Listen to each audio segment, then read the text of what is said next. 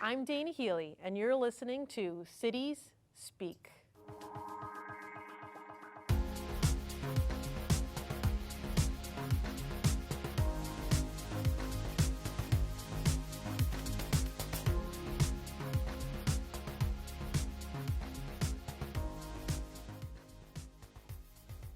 Welcome back to City Speak. Today we're joined with Sergeant Sean Johnson and Deputy Chief Joe Adams of the Roseville Police Department.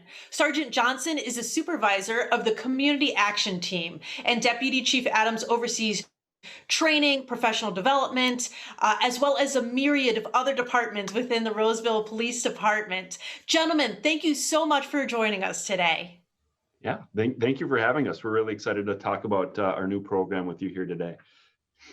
Yeah, so why don't we kick it off? We're learning about the Community Action Team. So can you give us a quick overview of what exactly is the Community Action Team? Yeah, so Community Action Team, or as we call it in-house here, the CAT team. It's something that we developed over the last year. And, it originally started with calls from our community for our officers to be able to get more involved. Roseville, we're in a very unique position where we see a lot of the same things some of our bigger cities see. We're seeing a lot of things that aren't necessarily related to crime that our traditional police officers don't have the ability to handle or deal with. So just for instance, even though we cover a lot of things, but folks experiencing homelessness, a lot of the mental health crisis, quality of life issues, even when we have things like catalytic converter thefts in our communities, we don't traditionally have the time when we have officers responding to, maybe a 20-minute call that the officer goes on before they have to go to another call to really dig into these issues and find the solutions to them. So our community action team, we discussed it a lot with their city council. They really wanted to see something that's actionable, something that can have tangible results, not just more officers given to patrol, which is a great thing, but it might not have the tangible results that we can get from the community action team. So a key word that we deal with is partnerships. And so the community action team now is with Sergeant Sean Johnson and ultimately be 4 other officers. We're still in the process of building it. It'll be a team of 5 sworn officers. Right now it's only 3, but in this first year, they're really starting to collaborate with some local entities and trying to find ways to connect with different segments of our community that traditionally the police department has not been able to do. And so even Sergeant Johnson can touch on some of these new collaborations and some of the connections that they're making. But even from day one, it's been a success. That's awesome. Now, Sergeant Johnson, you are the supervisor of the CAT team, which I love that, CAT. Can you tell us what is a typical day on the CAT team? Well, for us, it's a little bit different for us than patrol. So we come in and we're able to proactively work with our partnerships in town and address some of those quality of life concerns, things that are problem properties, people experiencing homelessness, those who are having mental health crises. And we come in and typically we review the cases that happened while we were away, and then we're assigned those cases and we follow up and provide extra services to them with our partners. That's fantastic. So I'm kind of seeing your group is a connector from the community to the appropriate services as well. Would you be able to tell us some of the partnerships that you work with? Yes, one of our partnerships is with Northwest Youth and Family Services, and we work with a mental health coordinator for that. And it's a wonderful partnership that we've just got going here with our team. And due to COVID restrictions, we are not able to do a lot of in-person meeting with citizens, but we meet with them, we discuss plans for follow-up. They're able to help reach out to the individuals and offer some extra services. And together, both from the law enforcement side and then the social services side, we're able to offer them resources to get a long-term path of success. That's fabulous. So, follow-up question for you, Sergeant Johnson. Why were you interested in joining the community action team? What drew you to this? So I've been on patrol for a majority of my career, and I love working a variety of different shifts. I was working the afternoon shifts leading up to this assignment, and I just love a good challenge. For me, being put forth with a difficult challenge is one of the most rewarding things to do in law enforcement. So I think our team, we get a variety of cases, and we don't know what we're going to get into every single week. We don't know what we're going to do every single day, but the variety and those challenges is what drew me to this position. That's fabulous, that you have that growth mindset. I think that's excellent for the community as well. So, a question for you, Deputy Chief Adams. How is the community action team funded? Is it funded traditionally, just like the police department? Yep, absolutely. So these are full-time police officer positions that we have on the community action team. And that's just a reallocation, of some of our resources. We were also fortunate to have a city council that also sees a need for positions like this within our police department. So it has been funded through the city in the same traditional way that any of our other police officers are.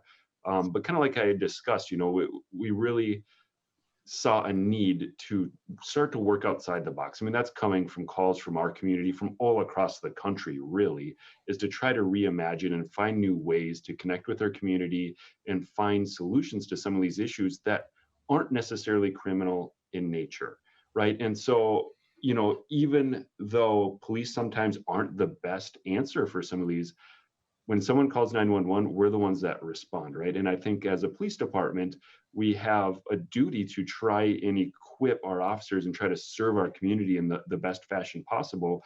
And at times, a fully uniformed police officer responding to some of these calls is not the best scenario. Um, I was going to have Sean touch on years ago, even when he was working patrol, and at the time we had what we called the impact unit, just little things like we had an influx of immigration population in the city of Roseville, the Korean population, and getting to connect with that community. Sergeant Sean Johnson actually spearheaded that, but we were getting calls because the people were stealing apples off apple trees and things of that nature, and the police were responding to this. Well, is criminal really the best way to deal with that? Or is it something of more of an education component in getting to know the community and understanding the whys, right? And we actually saw a really fruitful relationship that grew out of being able to get into that community and work with the New American Forums and things of that nature. And it's just something that we really think that we need to grow on because, again, if we're able to get to the root cause of whatever the issue is, it's not going to flourish into a traditional 911 call. And in fact, it's going to be a good relationship. And again, Sergeant Sean Johnson, when it came time to pick the right person, I mean, he has a track record of doing this across the board for the 20 years that he's been here, and it was an easy selection. That's really interesting. I like the how you contextualize it with it's an education aspect of it.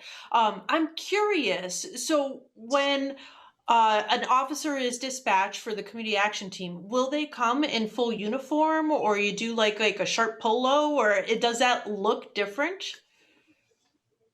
So, Sean, I'll let you touch up on that, but that was a key conversation that we have been having actually, not only here, but in our schools as well, of trying to make our officers more approachable and to be able to humanize both sides of it, really, to be able to explore a broader conversation. But Sean actually designed the uniform that they wear, so I'll let him touch on it. Yes, thanks, Deputy Chief.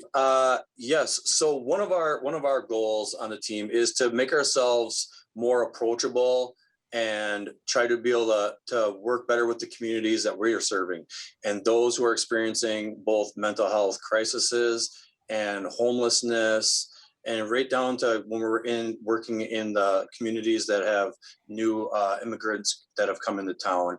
We want to be more approachable. And so the polo shirt that we designed was to make us look less like a patrol officer and more like somebody that you can easily approach and have a conversation with. So we don't wear the typical duty belt that police officers wear. We don't wear the typical vests that the police officers wear, as well as our pants. So we try to go with a khaki style pant, some light colored boots, and one of these shirts that have a badge on it. It does say we're with the police department, so it does identify us. And we still identify ourselves as being with Roseville Police. But with that, we try to have a softer approach. I think that's really important, and I'm glad that you even had conversations leading up to that. What can we do visually to make ourselves more approachable to the community? And that is such a key indication. There is your attire is the first thing people will see. So that's awesome that you were able to take those steps related to that. So, what impact are you hoping that the cat will have on Roseville and its residents? What would be the best possible outcome? Well, a perfect world for us would be for the police to never be needed, right? That is the pinnacle of what we would really hope to have. But in a realistic sense, we want to have strong and healthy relationships with all of our community members, right? And that includes everything from our residents to our business owners to people that come here to do work. We want to be able to have an open and honest relationship with them, right? So two-way communication is the goal of this. And so right now with the three members that we have in the community action team, right from the get-go, they had their plates were almost full, right? And as we continue to add more individuals into the community action team, it's our hope to proactively get out into the community, make contact with all of our residents, and really try to figure out areas to help their quality of life and not just be so responsive, right? And so in to gauge success is going to be difficult. And I know Sergeant Johnson has already had that just in mere thank yous and simple success stories. But for the overarching theme, I think would be able to slowly adjust, shift the culture of law enforcement into that true, the caretaker mentality, right? I think there's been a lot of discussion of warrior versus guardian and things like that in law enforcement. And this for us is a huge culture shift. We're really trying to, again, get to the root causes and build relationships because we don't want to be involved in the arresting or the enforcement action. We really want to be part of the community. And this is a big step in that direction. That's fabulous. Sergeant Johnson, would you like to add anything to that? Deputy Chief covered that very well. I would add from my perspective and the team's perspective is one of the things that our personal goals is to get on a first name basis with the individuals that are experiencing homelessness, experiencing the mental health crises, where we know them well enough so that when we pull up, there's a level of comfort for them. And that they feel that, okay, these guys are here. They know how we do things, how we've built that time and rapport with the individuals. And that for us is to be on a first name basis and understand their situations, where they came from, where are they today, and then where do they want to go tomorrow and the coming weeks. And especially when we're dealing with people who are experiencing homelessness, a lot of it has been educational for us. And we're going to try to make it educational for the community to understand that these people are experiencing homelessness, and many times they need additional resources. So they know when we come, we're not coming to try to arrest our way out of the problem. We're coming trying to provide additional resources to help them get a path towards whatever success is for them. Yeah. Go ahead. Yes, I'm sorry. No, I mean, and I'd touch on that too. Our success is just making differences in people's lives, right? And so, people are often ignored until they reach, someone's front lawn or in a business or a park, especially folks, that are experiencing homelessness. The system has failed them so many times down that road to get to where they're at. And to be able to have someone like Sergeant Johnson and his community action team to get out there and, really help with getting folks resources, making sure everybody's making healthy decisions the best that they possibly can. And even on the criminal aspect is, reducing the recidivism that we're seeing. I mean, all of those, we're already seeing an impact in that area. But I mean, if we're looking at a true token of success, I think it would be, in that category. I think it's great that you're approaching it. It's a marathon. I mean, we're looking at an investment and the building of the rapport and the goal of having first name basis is a great indicator of that building of the rapport within the community. So I think that's great that you're able to do that, and hopefully to keep continuing to work towards those goals. Gentlemen, thank you so much for taking the time to come out and educate the residents about the community action team, and hopefully we can check in again and see how it's going into the future. Thank you for having us. Thank you for the time. And to our residents at home, if you've enjoyed this content, check out our website, www.9north.org. We have a lot more episodes. This is our 72nd episode. So check out the past ones that we've done. Also follow us on social media. 9 North is our handle. Thanks for watching. You've been listening to City Speak. If you've enjoyed this show, please like, comment, and share on social at 9 North Media.